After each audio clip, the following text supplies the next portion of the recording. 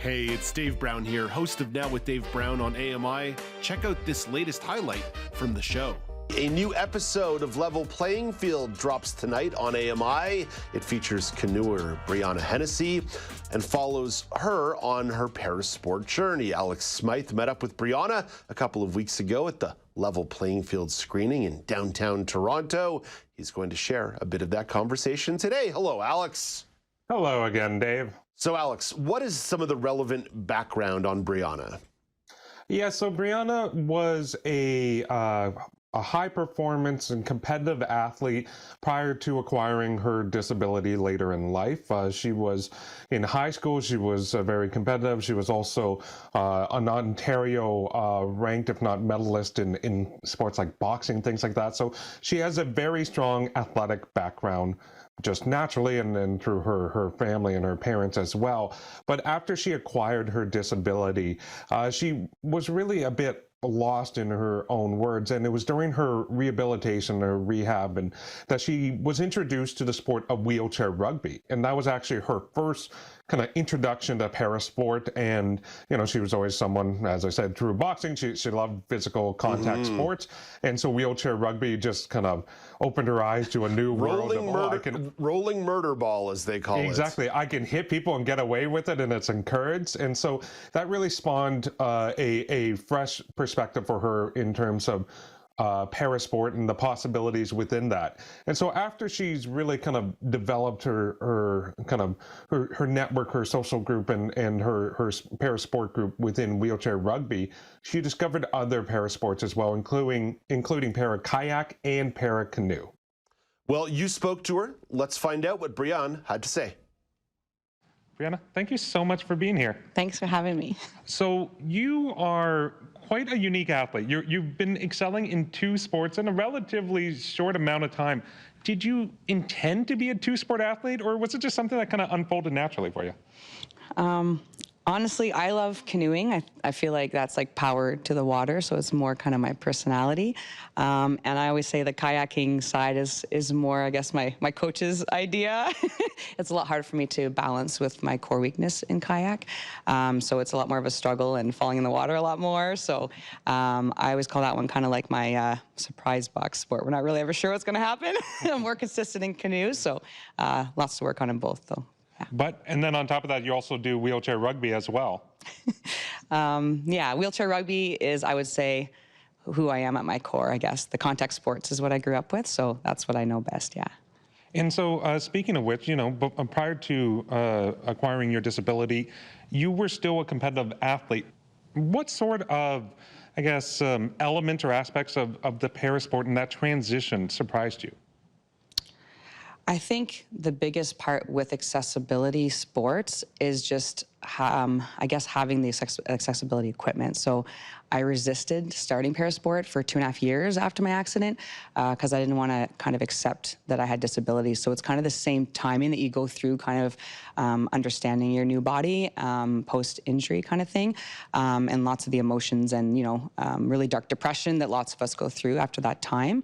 But, I always say once I tried wheelchair rugby and I sat in the chair for the first time, then I kind of, kicked myself in the butt for not putting my pride and stubbornness aside a lot earlier. So, yeah. And you get to clang and bang with everyone else, right? Yes, exactly. And you're not getting in trouble. You're encouraged to do it. Yes, exactly. It's like adult bumper cars. So in terms of the success that you have had in the paddle sports and just again, like in the relatively short time that since you engaged with those sports that you're now very competitive on the circuit, like what do you attribute that to, that drive, that competitive nature you have? I mean, definitely what I've known my whole life, right? So I think for me, sport has always been the biggest part of my identity.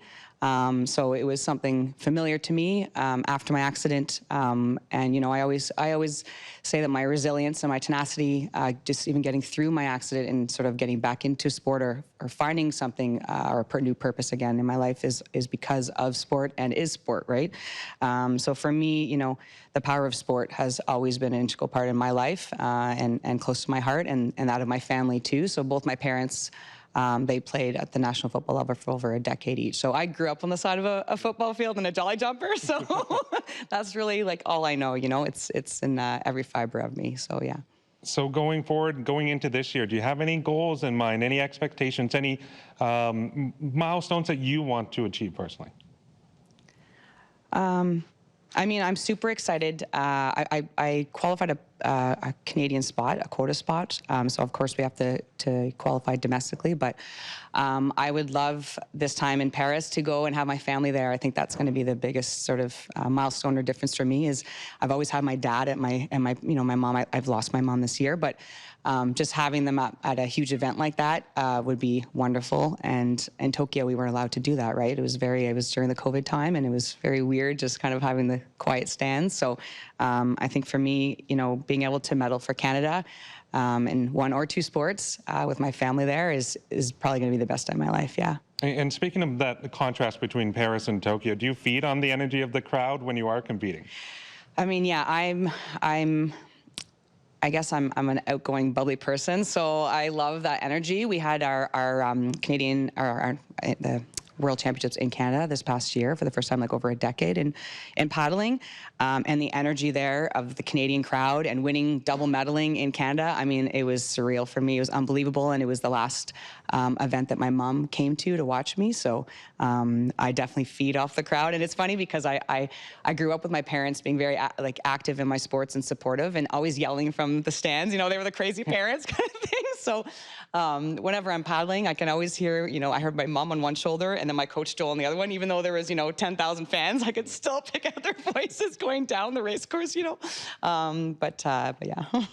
One part of your story that I've always found very interesting is the fact that you always want to give back. You want to really grow the sport for women and girls. What does it mean, and how do you feel that being a part of this season of Level Playing Field and having your episode, what is that going to do to help kind of meet your goal and push the movement forward for sports for girls and women? I mean, I think we see, when we compare sort of able-bodied sports to parasport, right? We just don't get that exposure. And, even if I would have had my accident 20 years ago, the same opportunities wouldn't have been out there, or we would not even have known of them, right? So, in Tokyo was the first time that we got some airtime on the para side, and I hope that keeps growing for Paris. I'm super excited to see that, and but I think that the biggest difference is other people with disabilities being able to see that, and maybe like I always say, if I can inspire one girl, with my whole journey, then I've done something right. I've done my job. That's something I can take with me. So yeah. I mean, just speaking for myself, if you're not getting inspired by your bubbly personality, your success in the sports, I mean, what else can you be doing, right? Yeah, I mean, I hope that my passion for sport comes through with with everything that I do. So yeah. Brianna, thank you so much. Of course. Alex, you didn't just get a chance to speak to Brianna that night. You actually got a sneak peek of the Level Playing Field episode that drops tonight. What did you take away from her story? Yeah, well, and you heard me reference a couple times within that interview just a short period of time in which that she became competitive on the water. And to put it in context, we're talking mere months from when she first got into a canoe, into a kayak, to the point where she was already qualifying for Paris. Like, it was such a remarkable turnaround in terms of how quickly she was able to not only pick up the sport, pick up like water sports for the first time since acquiring her disability, to being one of the top athletes in the world in those two different disciplines. It's truly remarkable. It shows the drive, the competitive nature she has. And then also on top of that, in the interview, you hear it, and it's expanded on in the series, just the importance that family has for her, and the impact that when she does have her family there cheering her on, it really means the world to her. So those are a couple other elements you really get to enjoy and experience a bit more within the episode. Alex, thank you for this. Brianna Hennessy will be competing at the 2024 Paralympics in Paris. Her episode of Level Playing Field airs tonight at 9:30 p.m. Eastern Time on AMI TV. And of course, you can find the show on demand on the AMI app for Apple or Android, or just head over to the freshly launched AMI.ca, AMI+.ca. Do you want to dive into more conversations like this? Watch Now with Dave Brown weekdays at 9 a.m. Eastern on AMI.TV or download the podcasts wherever you listen.